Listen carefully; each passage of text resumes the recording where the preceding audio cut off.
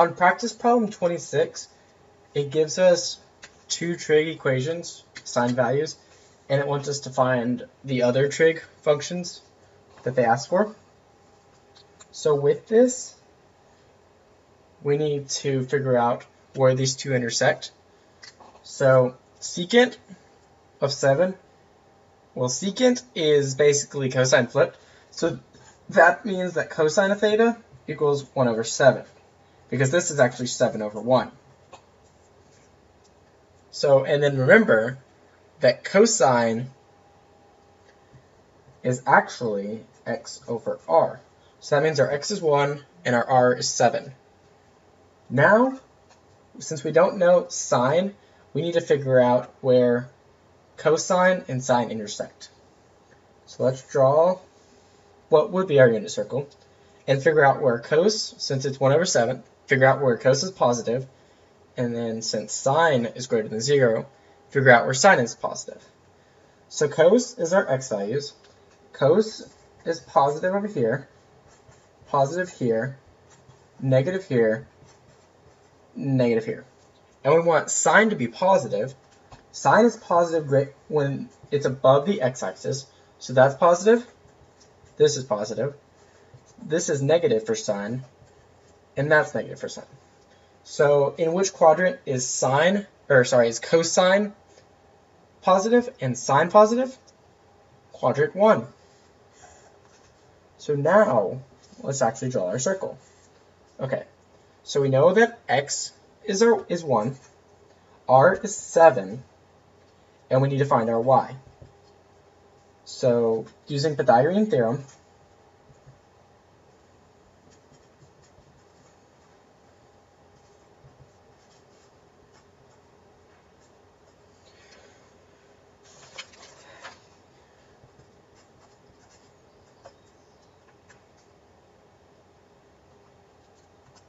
we actually get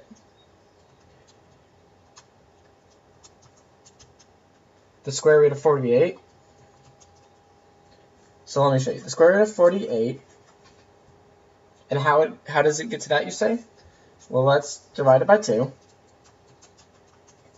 Okay, so we get 24 out. Divide that again by 2. You get 12. Divide that by 2, we get 6. 2, 3. Okay, so since it's a square root, meaning 2, we group things of 2's. So that's a 2 and that's a 2. So these get pulled on the outside and that gets left in. So these two multiply to get 4, and we leave the square root of 3 on the inside. So that is our y. Okay, so now that we know our x, y, and our radius, let's go ahead and plug it in to the equations that they want us to ask. Let me get another piece of paper. Or want us to find. Okay, so they want the double angle for sine, which equals 2 times sine of theta times cos of theta. I gotta put that. So we can see our y.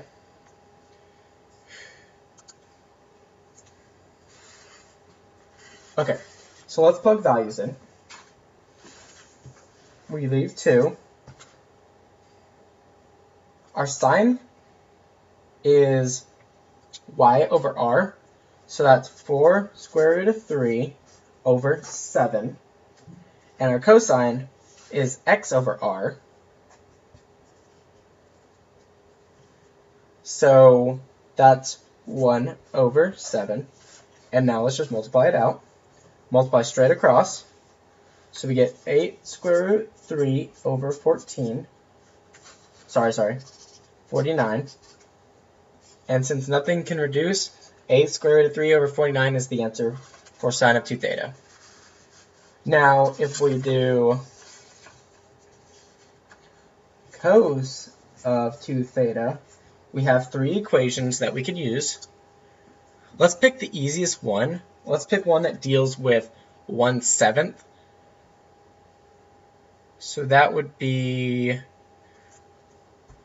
2 times cos squared theta minus 1, because cos is the 1/7. So now let's plug our cosine, which was 1/7, so that's 2 times 1/7 squared minus 1. That's going to be 1 over 49 when you square it, so that's 2 times 1 over 49 minus 1.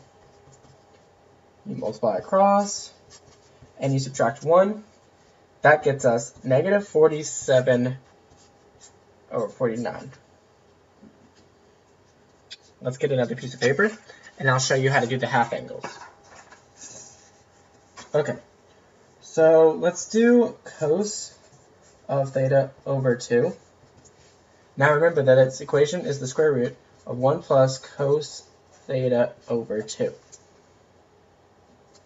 So cos is the 1/7, so we just plug that in.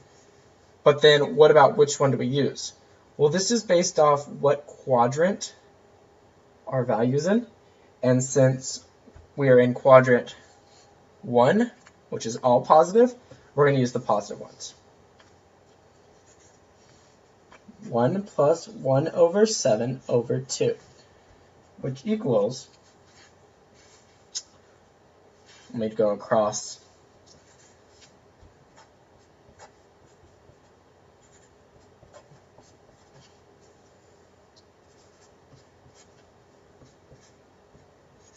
that's a big number. Okay, so now 8 over 7 times, when dividing fractions, don't ask why, flip the second number and multiply. So let's reduce this.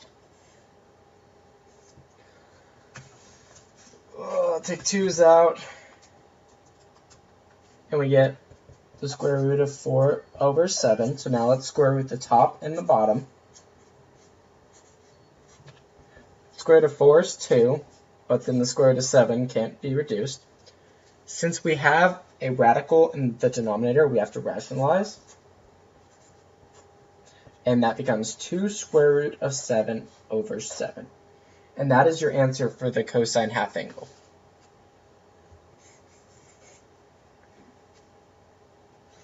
Now to do the sine half angle, we get our equation.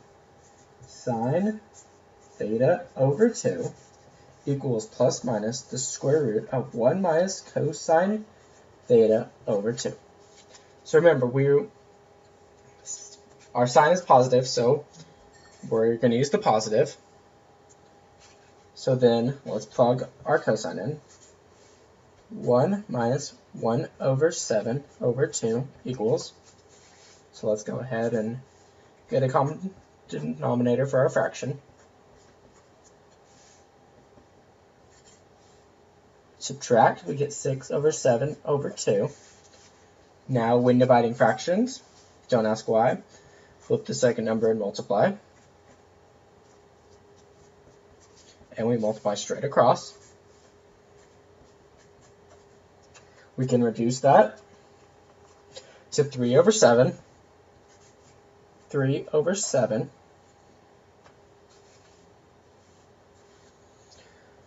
And let's square root both parts.